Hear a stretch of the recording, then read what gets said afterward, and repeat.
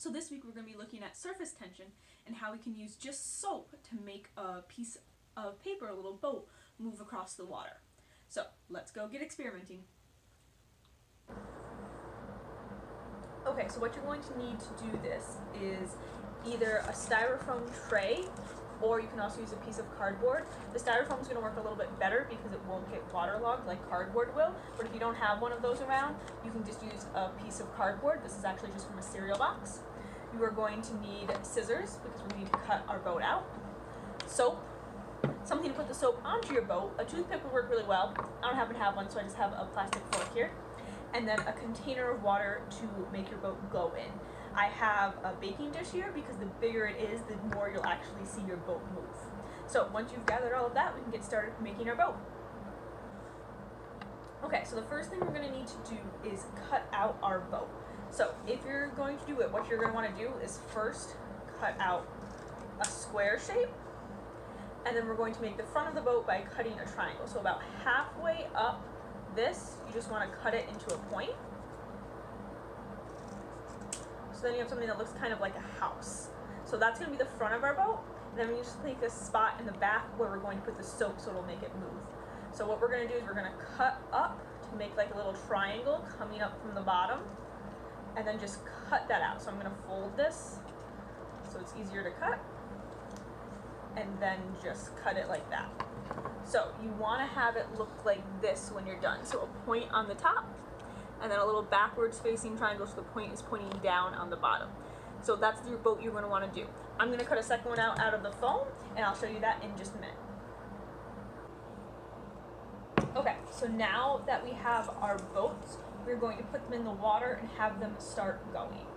So you're going to need to put a little bit of your soap onto the tip of your toothpick, whatever else you're using, because this is what you're going to put on your boat. So I'm going to put a little bit just on the tip of this, not too much, you don't want it to go everywhere. And then you're going to take your boat and you're going to put your soap on the two sides of the triangle. So you want to do it on this side and this side here, not on the flat bit that's parallel to the other one, but the two sides that go down to the point in the back. So that's where you're going to put your soap, and then we're going to put our boat into the water. Okay, so I have my water here, and I have my boat, and again, we have the soap on the two sides that are going down into there. So now I'm going to take this, put it in my water with the point pointing into the open water because that's the front of our boat. And there it goes. So what's actually happening here is that the water has some surface tension.